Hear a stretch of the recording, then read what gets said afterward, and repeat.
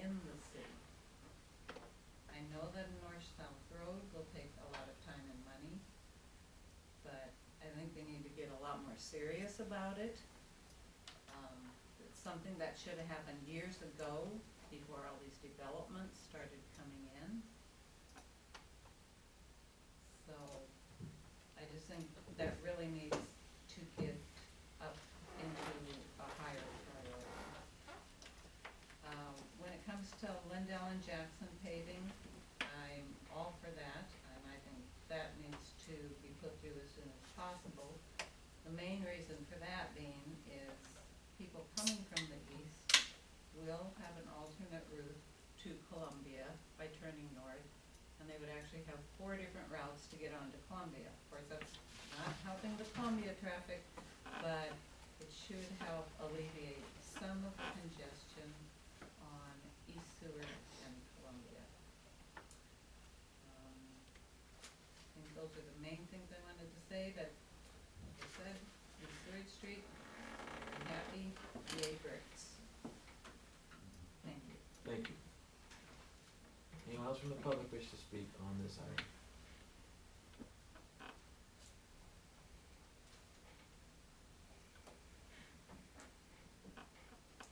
Seeing no one else? Going once?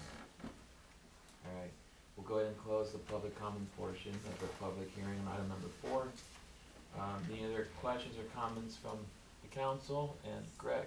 I'll just update that I did attend the Planning and Zoning Commission meeting last night, and Mike put on a great presentation. There was a lot of good discussion, some good public comment from some of the citizens who are here tonight. They didn't formally make any specific amendments, but some comments were made by the commissioners, and so I just said that I would try to reiterate those to you, but they did unanimously approve the 1 and 6 and recommend it for approval.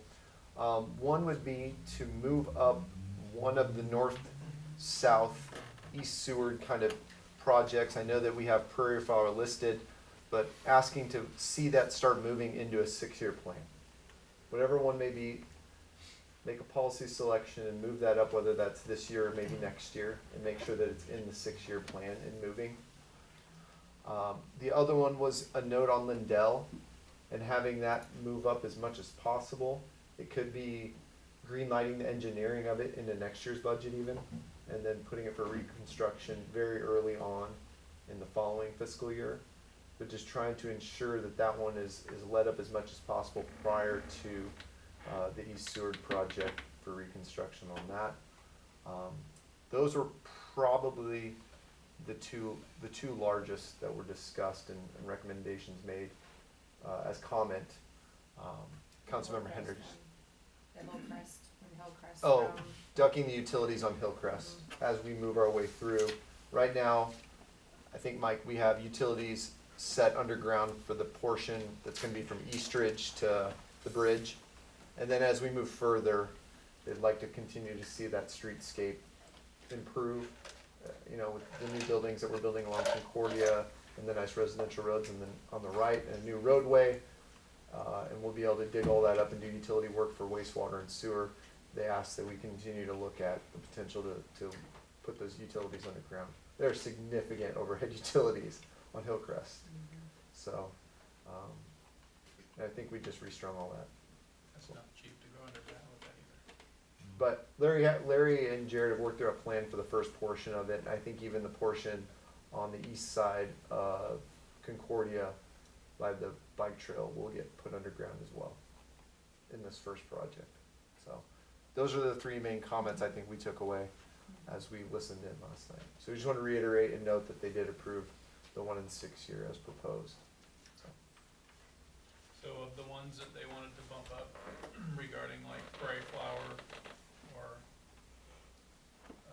Bluff to Waverly, would it make most sense to bump up Prairie Flower into the 1 and 6? They can be, that's a policy question for you guys. You direct us, we have them on there. They each have considerable expense, and we've provided you the priority, which we truly think is Bluff Road out to 252nd and 252nd.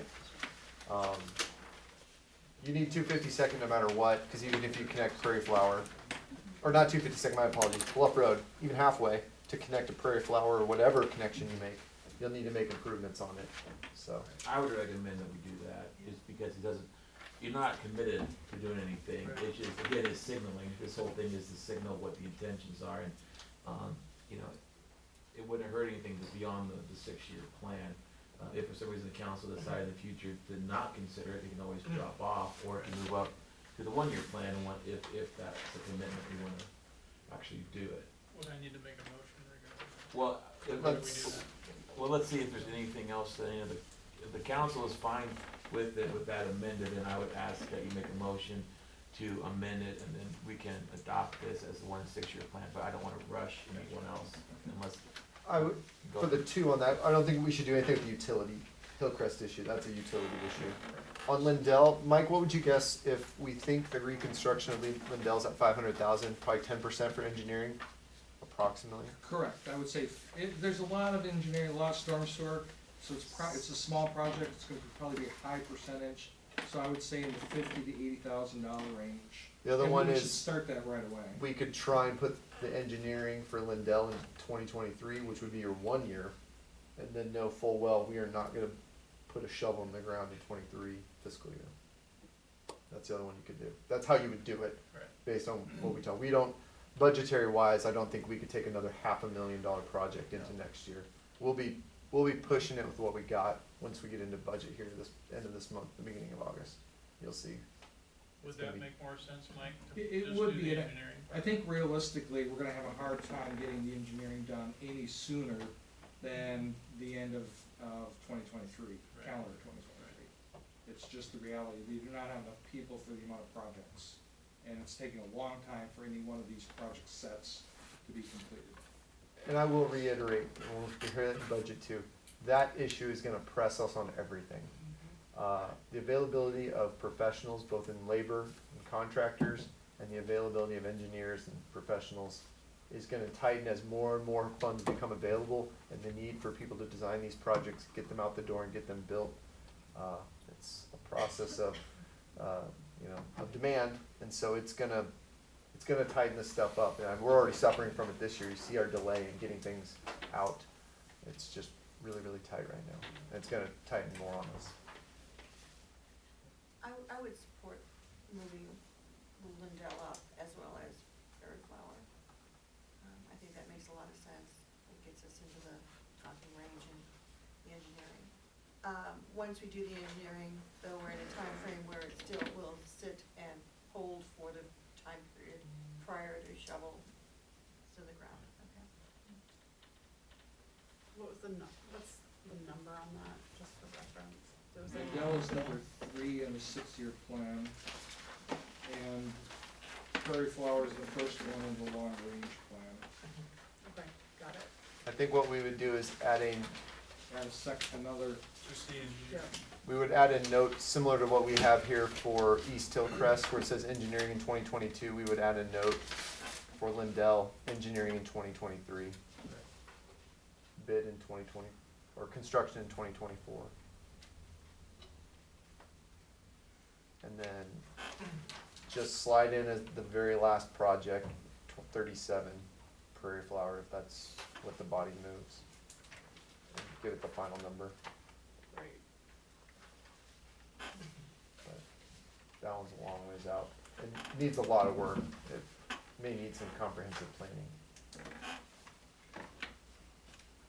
Any other items the council would like to discuss on this 1 6-year plan? When would be the next comprehensive planning? Usually you do it, you re-update them about every 10 years. We did 2018. And so we did it in 18, I think, is when we adopted it, so 28. We have to annex all the ground under the actual city, does that county?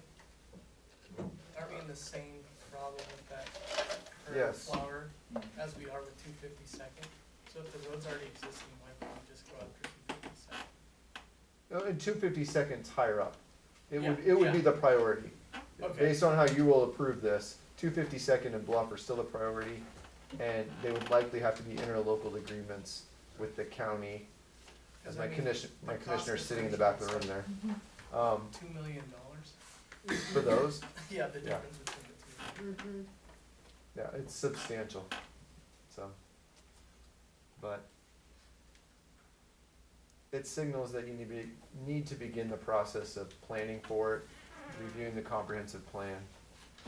And sometimes we do update them at 5 years, just an update, we don't do the full, hey, we're gonna do a study and 600 public meetings and a study group, and, I mean, you were a part of it last time when we did it, council member, and we could do it in a 5-year one and just bring them back to do, 1 or 2 meetings, meet a few stakeholders, make some updates, knowing that we've done Prairie View and now the Wellness Center. None of that stuff was contemplated really in its format that it ended up. And add those elements and then readjust and just kind of do it as a re-update. Maybe do a mid one in there just because of how fast. And it would we be are about right growing. now, actually. Um, 23 would be your 5-year point. So, As far as the city limits, John, I think as Prairie View expands, he'll probably do a voluntary annexation at some point anyway out to Prairie Flower, right? yes, every section you guys will annex as we phase that through. That will take us all the way to, But you'd have What to we annex consider East Seward. The entire lead property, wouldn't you? To get that road through. Well, not just to stop at East Seward. Right? He's talking about extending it all the way north. you're talking about Prairie Flower? Oh, I Prairie wasn't Flower. part of Prairie that. Flower, Okay, you, that's what I was under. yeah, you would have, assume Prairie View finishes, so you have that portion, the portion that's adjacent to Ridge Run now. If you didn't push it further east and kind of give it more of an arc, it's gonna arc no matter what, this thing's not gonna be perfect Yeah, because of water and some other issues. You could go over to the roadway, and once you have one side of it, you have the roadway.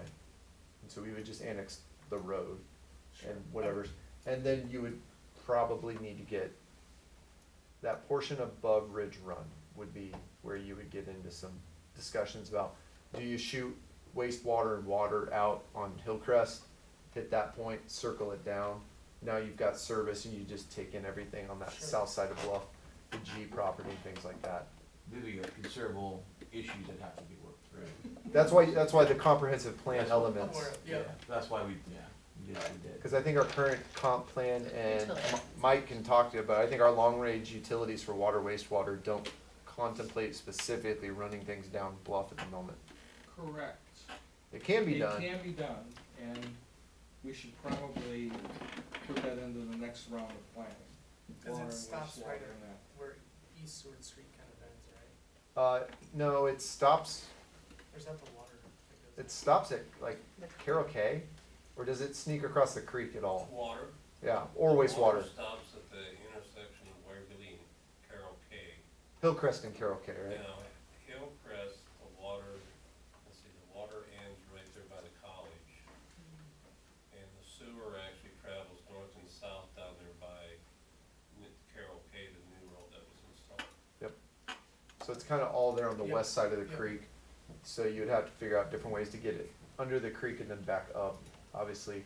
We already, if I may, we already cross, so I would extend sewer on the east bank of Plum Creek and up through Kreutz's property, the city's property around, the north of Ridge Run into G's properties is probably the natural, watershed, Oh. for gravity flow. Yep. So that's the way I would take that. Some of, the East Seward project includes half of the sanitary sewer and water that'll go to the intersection of Prairie Flower and the highway. And then the next year, we'll extend it there and have a drop manhole. And so East Seward now, Prairie Flower is a ridge, high point. And so we plan for that section to the east to pump by force main. So all the way to Matsky Highway will drop into that. So we already have these segments underway. But we were thinking more 34, less Bluff Road area. Correct.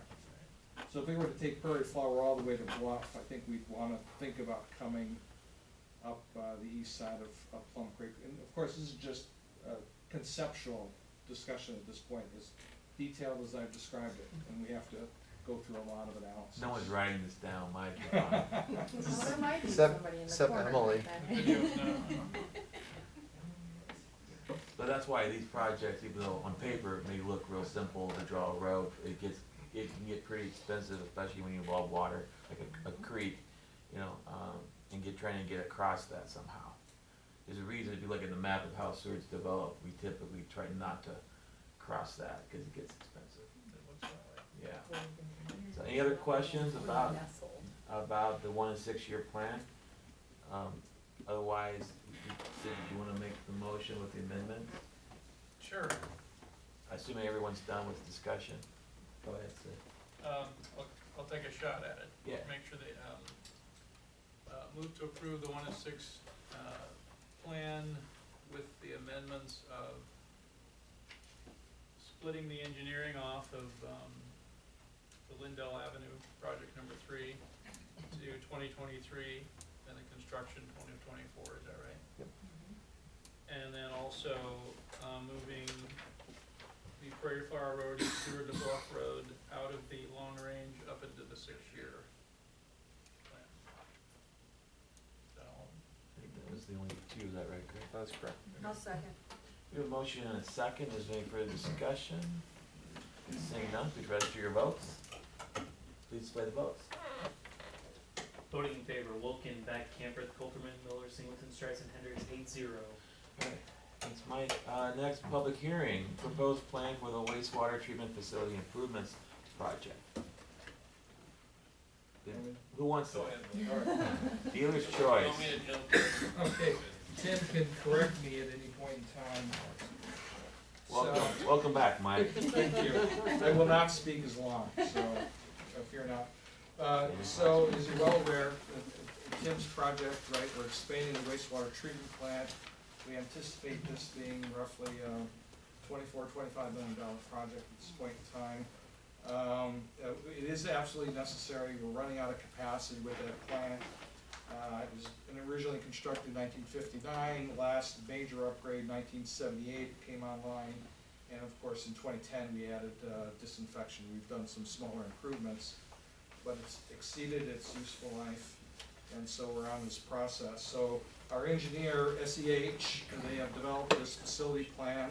So this is essentially for the next 20 years from now till 2045, essentially 2025 to 2045. When this next plant will be in operation. We anticipated going longer, 40, 50 years. But we do have the limits set for how big that plant is gonna be. So they've developed this plan, we have to submit it to the state in advance of final design and basically inform the state as to what we plan to do in terms of expanding our capacity. So it's linked to population growth, it's linked to our comprehensive plan, our water study, wastewater study, and what we think is necessary for residential, commercial, and industrial growth throughout the next 20 years. And of course, we always anticipate this going another 20 beyond that, 40, maybe 50 years of operation of this new plant.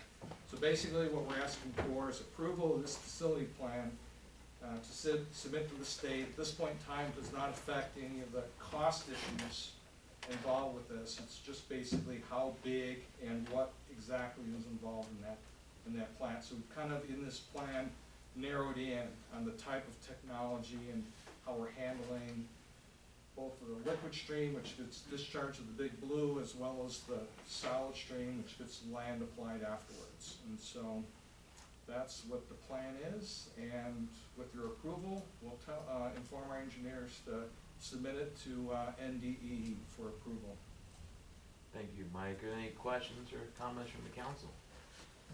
Yes, Matt? Yeah, so out of the three alternatives, Mike, that are in this plan, is there anyone that you and Tim lean towards? I think we are in favor of the sequencing, sequencing SBR, sequencing batch reactor. Tim's operated plants in this fashion. It's very flexible. It's a smaller footprint. Essentially, instead of having multiple basins, it actually uses a single basin to do multiple tasks in different cycles. So it's space efficient, which is important to us because we're going to be building into the floodplain. We'll have to mitigate as well. The other options will consume more space. The one option, membrane bioreactor, is quite a bit more expensive. It's a little bit more what they consider modern technology, leading edge technology, which we think is not necessary. But I think with those three options, so the two, the oxidation ditch and the sequencing batch reactor, are essentially the same cost at this level of estimation. And I think in terms of simplicity of operation, how robust it is, I think it'll, and space efficient, I think the sequencing batch reactor will be the one in final design to prove to be the one to actually build. So as far as making that decision, is that gonna be up to the council, or is that going to be more of the state's decision? Well, no, the state will allow essentially the city along with its engineer, right? The engineer will recommend to us, and then we'll, the council will have the ability to prove that when that comes in final design, as we get the plans under development. So we'll see those probably plans at 30% design, 60%, and then whether we actually do 90% or right to final design at the end. You'll see that multiple times over the next calendar year. We hope to have this done by end of spring, and then out for bid shortly thereafter, after approval.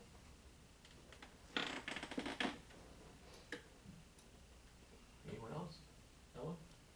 Are we currently, or have been recently, in the recent past, ever at times exceeding any state levels on this facility? Sure. Yeah, Tim, you want- yes, we have, I think the last one in January, we exceeded our BOD limits. If we do this project and the state understands that we are in this process, are we grandfathered in, that we're not going to get action from the state?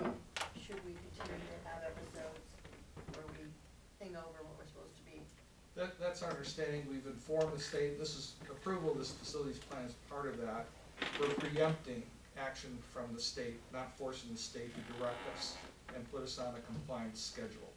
So we're already in advance of that. I would say the few exceedances that we've had, that's when we exceed our permit limits on a very temporal basis, just a couple of times, is probably indication we're actually reaching the limit. And the problem with these wastewater treatment plants are bacteria, consuming the waste products, and they don't tell you when they're almost full and can't eat anymore. And so you jump over, you fall off a cliff, and then you have weeks and weeks where you're out of compliance, and that, failed plant. That's what we're trying to avoid. So I think these are early indications that we're approaching, and especially it's cold weather related. And bugs grow slower at cold weather, so we have strong wastes combined with cold temperatures. The bugs respond slower, right? They don't consume as much. All of us slow down quite a bit, and that's where we tend to see the problems. That's what we've seen in January, the drop in the temperatures, the activity, the bacteria drops off, and then the efficiency drops off. Our new process will be a lot more resilient to temperature changes because it'll actually be in a body of water. Currently, we're spraying the wastewater on a tank of rocks, essentially. The bacteria live on the outside surface of the rocks, very susceptible to air temperature. And the new tank will be just like having a swimming pool. It'll be cold in the winter, but it won't be as cold as the air temperature. So. Thank you. Any other questions or comments from the council? It is a public hearing, so I will open up the public comment portion of the public hearing. Does anyone from the public wish to comment on item number 5? Please come forward at this time. Surprisingly, no one wants to comment on that item. So I'll close the public comment portion of item number 5's public hearing and return to the council for any further questions or comments. And we will need a motion to approve the plan at that time. when I you're so ready. move. Motion and a second. Please register your votes. Please display the votes. Voting in favor, Wilken, Beck, Camperth, Coulterman, Miller, Singleton, Streisand, Hendricks, 8-0. Alright, under administrative items, item number 1, consideration of a resolution removing parking on Waverly Road. Greg. This was one that we didn't anticipate taking place, and then it did. We had the PD report to us a week or so ago, not during the 4th of July, just random night of the week, that some of our residential friends that back up to Waverly Road decided that they were going to utilize Waverly Road as a parking stall. And so they all started parking along Waverly Road and then just walking in the backs of their homes. And Due to the nature of the speed on that roadway and the width, that can be hazardous. You should be able to see them because it's plenty bright at night. But our intention has never been that Waverly Road will hold parking traffic, and as we see increases on the north side and more people utilize the roadway to go to the middle school during school time and things like that, we just said, all right, well, it's a nice looking roadway, but we're gonna go stick signs on every block of it now. So that's ultimately what we're gonna have to do. How would I, the only question, I know it's a inane one, but the 4th of July, would you enforce it on the 4th of July? Cause that is full completely. I'll try to speak for Sergeant Summerfield over there, but I'm guessing they're busy with other things, and so we're not gonna make a huge deal out of people pulling over to watch some fireworks on Waverly Road, kinda like they do now. Our biggest concern would be road width, and that road is so wide that, as I said before the meeting started with Councilmember Singleton, we can get all the fire apparatus right down the middle of that thing still, and so we're not choked if people were to pull over and park. That would be the primary concern, is just making sure that that's the case. But we're also not gonna announce it, Right, so. so don't write that part. That's kind of our approach.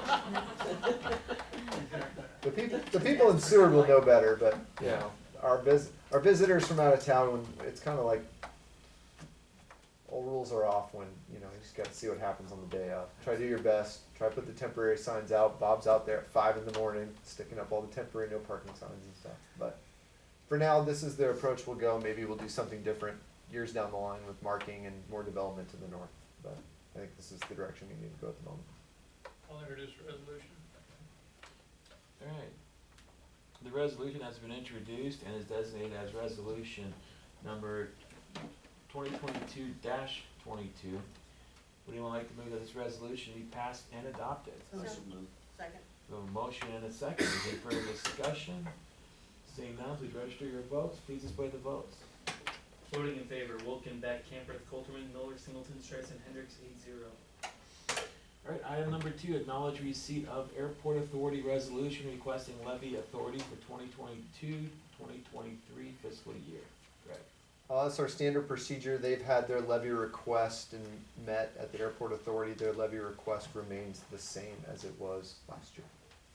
So, I will note that in our discussions, because this came up, I think, when talking about audit, this is kind of our only opportunity. If you want to direct the airport to do anything, this is your only way to do that.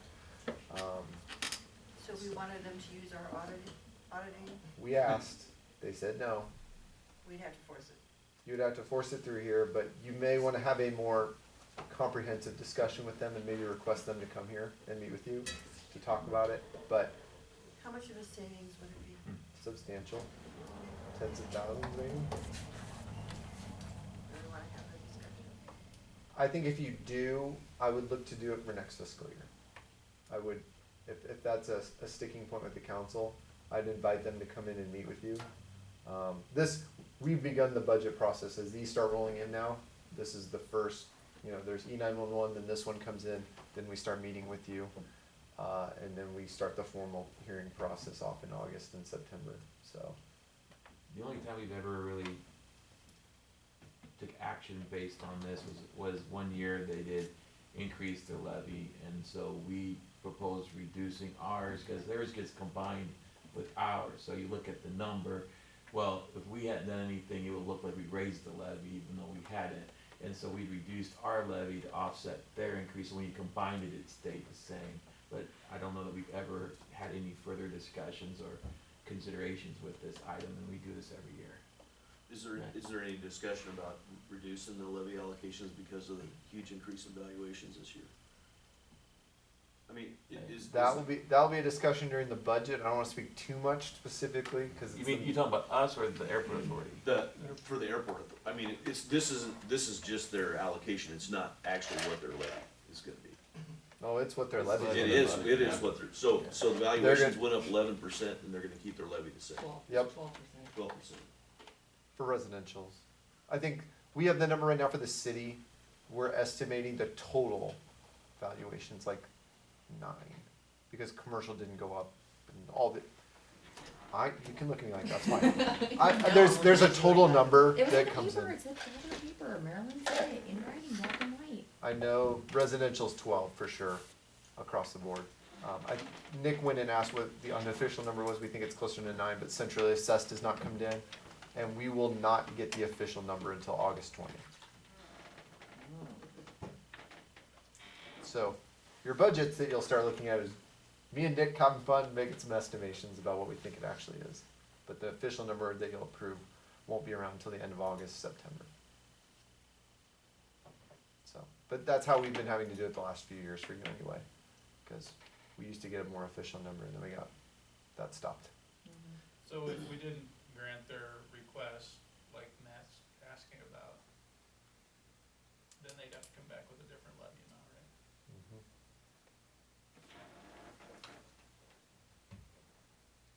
Well, it's interesting to me to approve the levy request and not know anything about the budget, right? That was gonna be my comment of, we get the Yeah. levy request without the budget in front of us. Yeah, so, Here's a blank check, what are you gonna go spend it on? right, so Well, and Carl, part of the spending is for their audit, so it's my point of contention, but yeah. Well, in the scheme of things, is this the order we typically do it in, or is Yes. this? Oh, okay. For them to, they have to be a step ahead of us because you finalize their budget ultimately. So there's some play in this. It's just how much politics you wanna play, and so. But we don't have the authority to like line item their budget. No, ultimately, it's just their levy, It's just a levy, so, you know. because they have a whole elected board themselves. So even looking at the budget wouldn't necessarily change anything, because you could say, well, you don't need this much money, but then you couldn't direct them on what to cut. You know, so, They could We could still- lower their levy though, you could, and force them to not spend as much. They could still not do your audit. Sure. I mean, You're just acknowledging the receipt of this tonight. yeah, You're not, this is not the final approval. That's when you get into the budget process, but just denoting, coming. it's coming and it's, for them, it's strictly the levy, and then you just have to use your kind of, Budget in line. my comment, Greg, was that I think the taxpayer's gonna say if our valuations went up that much, I would like our governing bodies to be very responsible about reducing the levy. That's really all my comment is, so I would hope that the airport authority's looking at that like we all are. Good comment. Yeah, cause when was the last time it actually went up that high? 20 years? You can go back that far? I'd have to go back and look. You had a significant jump somewhere in the last 8 years.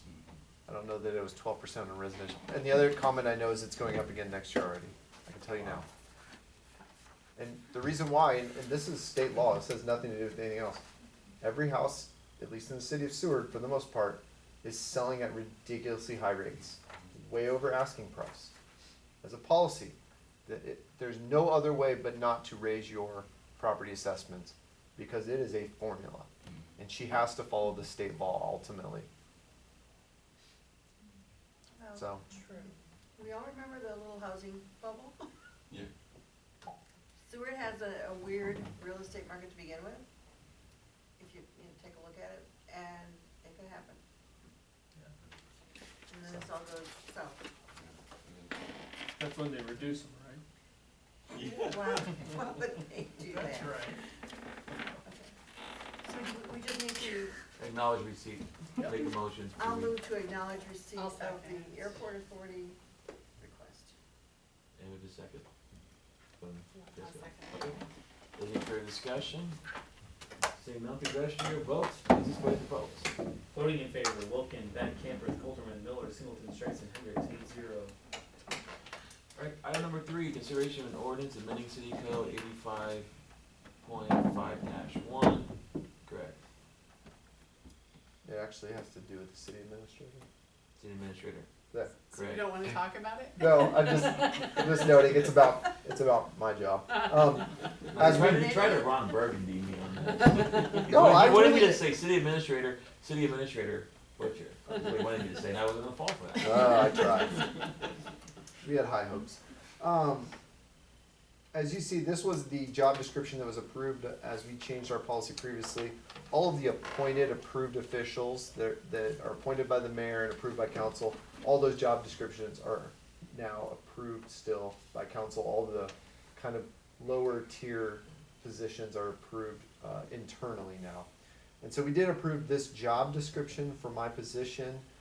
We denoted at that meeting that there was a city code change that would be needed, and so you have a red line version of that that matches the job description, and then a clean ordinance that represents the red lines. We also noted in 85-5.2 that there was this position of administrative assistant. As I read that, and you can read it there in your packet, it kind of read like assistant administrator or assistant to the regional manager, or if you watch The Office, there you go, there's your joke. So it's your And job too? that morphed as you guys changed positions over time, especially when Bonnie was here, into the city clerk deputy administrator position. And so this is not a title we use, and we do have an administrative assistant position that is not this. And so our recommendation on this one was just to eliminate it. It's not functional anymore. We don't use it. And so that is what's proposed in the ordinance before you. So we don't have like a vice administrator? Not right now. You may change that over time, and so, but at this point we don't, and, yep. But that's part of Derek's title, Currently under the job description, it's not specifically no, designated when we change that job description before we re-advertise that job. okay. And So, just and it may, again, you may morph it into that, and we have a plan that basically is like, I call it the hit by the bus, but they all told me to change it to I win the lottery, and so every time I talk to my staff about succession, I talk about, when you win the lottery, here's what we're gonna do the next day when you don't show up to work, not hit by a bus. But we have a plan that's essentially, we kind of silo it off and then allow the mayor to step in and help out with the council, and then you rehire a new one. So there is a plan in place? Yep. So, especially having the city engineer, before without the city engineer, that really put a lot of impetus on the clerk or the deputy administrator, and not being day-to-day involved in that stuff would have been very, very hard. Now with the city engineer, we have great professionals in the utilities in street department, public properties, that we can kind of silo it off and then put it back together, so. Yeah, but that can change in the future, and it may as we get more busy, you know, I've been here 5 years, and we ebb and we flow as the need be. So if we saw the need for a deputy, then maybe we morph a position into more of a deputy stance, or give more responsibility to somebody. So the supervision of the pool and the recreation director and waterways superintendent that's rented out, is that been switched over to public properties? Is that kind of how I'm reading that? Yes. Okay.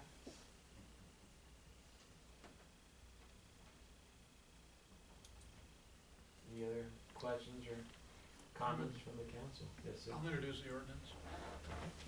An ordinance to amend the municipal code of the city of Seward, chapter 85, appointed officials, article 5, city administrator, to repeal all ordinances or parts of ordinances in conflict, to provide for an effective date, to provide for publication of this ordinance in pamphlet form. The ordinance has been read by title and is designated as ordinance number 2022-11, and the title is hereby approved. I need a motion to dispense with statutory rule. So moved.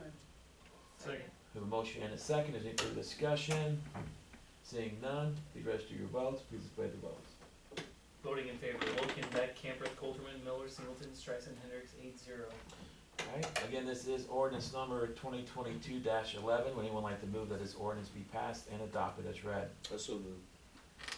Second. We have a motion and a second. Is there any further discussion? Seeing none, the question is, shall ordinance number 2022-11 be finally passed and adopted? Please register your votes. Please display the votes. Voting in favor, Wilken, Beck, Camper, Colterman, Miller, Singleton, Streisand, Hendricks, 8-0. And this is the last ordinance for this evening, so only one final motion to make the ordinances a part of the permanent record. So moved. Second. A motion and a second. Please register your votes. Please display the votes. Voting in favor, Wilken, Beck, Camper, Colterman, Miller, Singleton, Streisand, Hendricks, 8-0. Alright, item number 4, update on the wellness center. Greg. Yes, a lot of items kind of happened just today. Did I inform you that we were denied on Hewitt? I think that might have happened right at the last, Yeah. that was kind of the cutoff thing that happened. Because most we were recently. doing too well in money Yes. acquisition. Yeah, we did too well. That's gonna be a reoccurring theme. Me and Mike heard that again today, that Seward's doing too well. But not specifically in regards to the wellness center. We did go back and we talked to our team that's working on the grant side. We feel that's indicative of most of these grants right now. And so we have put a hold on applying for those grants. They're rolling grants. Those grants are always available. We weren't applying for a one-time grant in that process. So that was put on hold for the time being. And so the next thing we were waiting on was the contract for the shovel-ready grant. We had not received that from DED. We believe that had a substantial portion of the regulations, rules, and requirements of how we would proceed to bid, plan, Davis-Bacon, you name it, all those things, all those restrictions and requirements would be in there. That came today. I got it today. And so I started the review. Kelly is on vacation, as you can tell by the empty chair over there. And so I want to have him go over it, but we learned a lot about the cash flows too from that. They talked about how we were going to receive the money, and so what's going to happen, it looks like, is that half of the money, 2.5 million, will be delivered upon us getting some more documentation to them. That will open up 2.5, and they'll turn that over to the nonprofit to utilize immediately for basically any cost associated with planning, design, engineering, all those things. And then you get the last part of it at the end of the project. So there's some cash flow issues, not terrible there, but that's what it looked like in the contract. Bunch of other restrictions, and then we have to pass and follow all the federal guidelines. So in the next few days, we're gonna work through all of those and make sure we have an understanding of that. I think the planning committee is gonna get together. I had contact with Shane Bach and Matt Dominy today, so we're working through that. We're gonna get signed up on the online grant portal this week, Ample Fund, which I didn't tell Derek about yet, but he gets to help us out on that probably. Through that, then we are also engaged, Kelly and the attorney for the nonprofit, to begin the process of writing the contractual agreements between the city and the nonprofit to transfer all these funds to us so that we can bid the project and build. And then I have all the restrictions now and the guidelines and the grant documents now that I have them. I am gonna try my best to prepare an RFQ to put this out to begin the process for getting in the final design, engineering, and architectural firm, and have that approved at the next meeting, so we can get started in that process.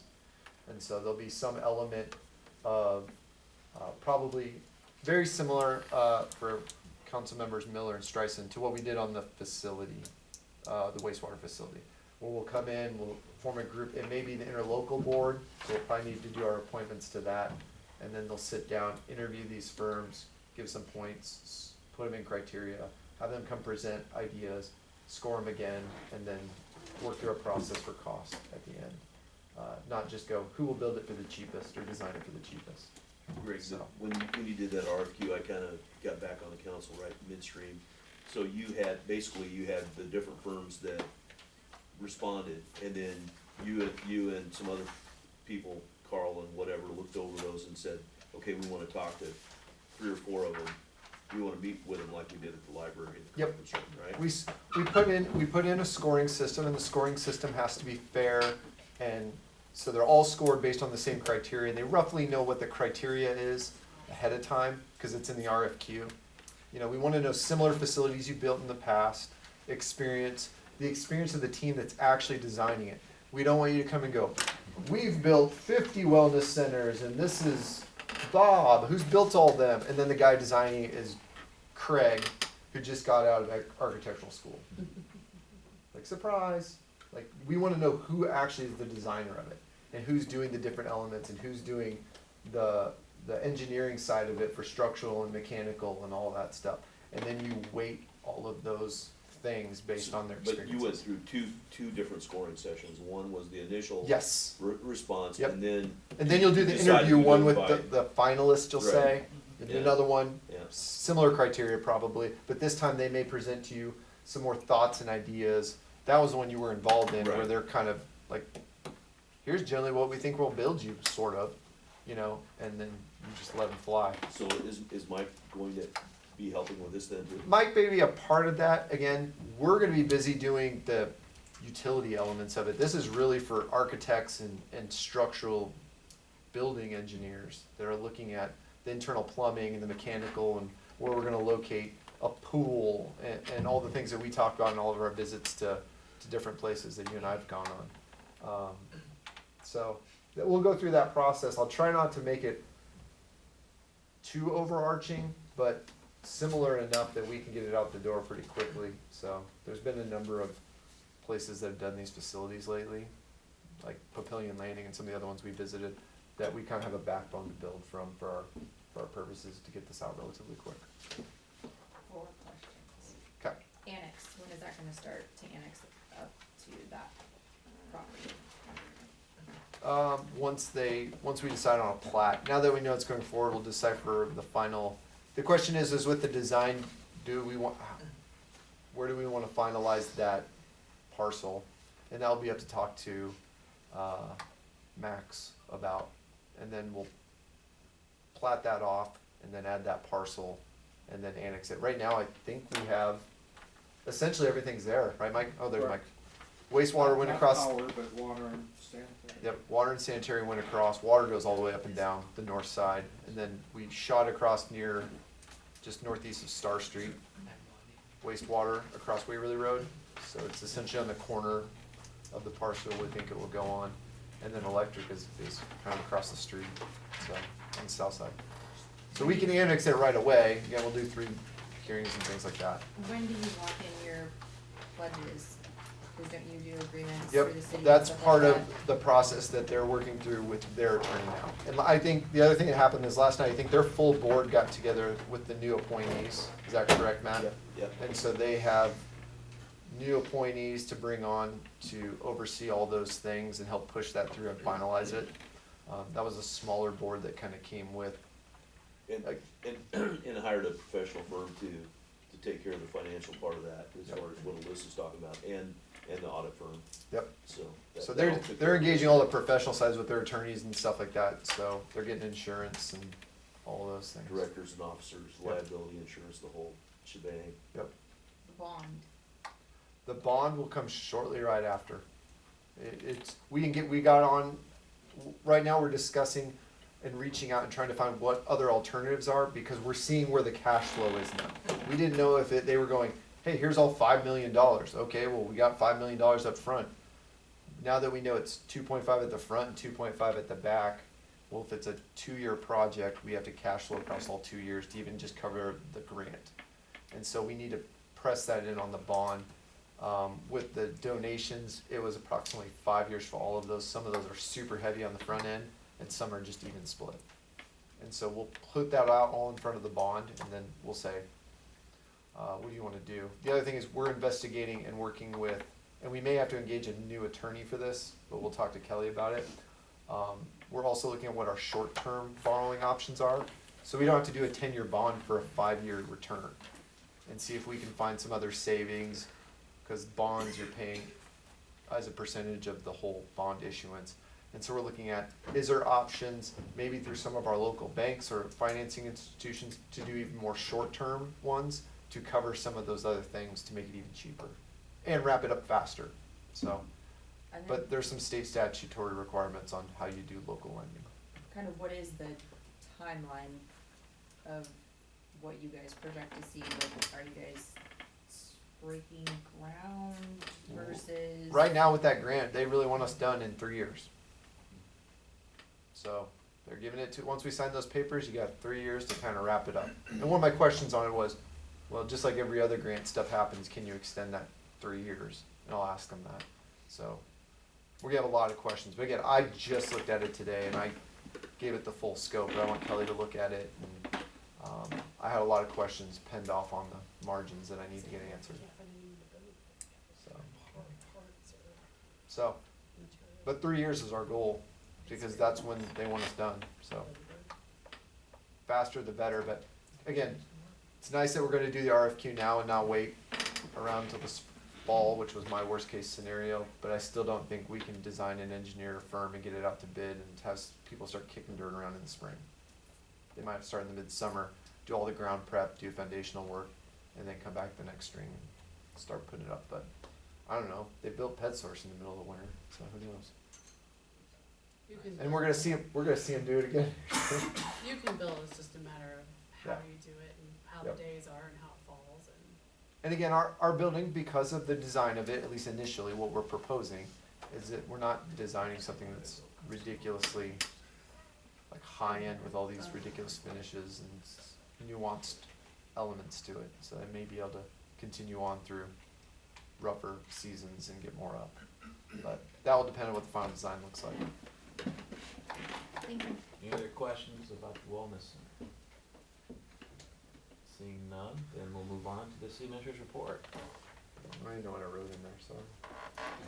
How many chicken comments? There's more than you'd like, or like to have to deal with. They take up a lot of time. I have to measure a lot of stuff. Let's see here. One of the big ones is we met with the owner of Twin Oaks.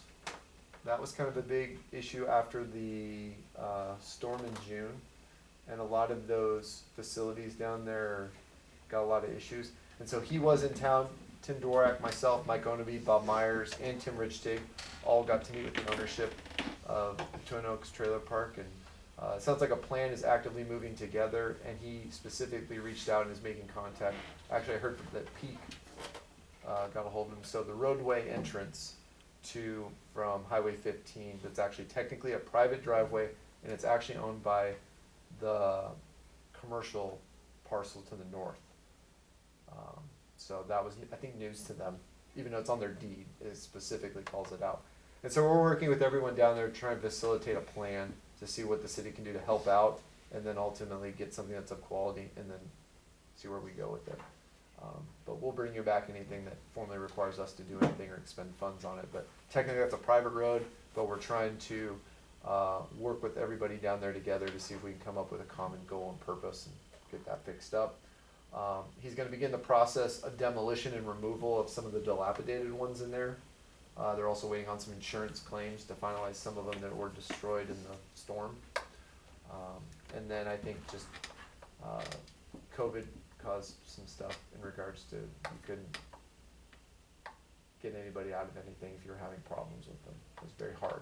And so that's been lifted, and so any of the problem issues they've had down there with problem tenants now have started to roll, and they're getting into these facilities and getting them updated. So we're working on it. We offered up all of our services and noted how our process and policies work here, and so hopefully we can find some quality resolutions and help assist in any way we can to bring that area and facility back up to stuff. Not that it's terribly bad, but it was hit really hard, and so these are people in need, and sometimes they don't always have homeowners insurance or some of the other things, or renters insurance, and so it's gonna take time, but we'll do what we can and try to make the connections, and especially with the roadway. The roadway's our biggest thing that we're gonna try and assist on, so. How many people are still displaced from out there? I think 2. And so one of them, I think, is the specific one I knew of that I met the day of is just insurance. They're just trying to finalize their trailer will not be, it'll be fixed. So,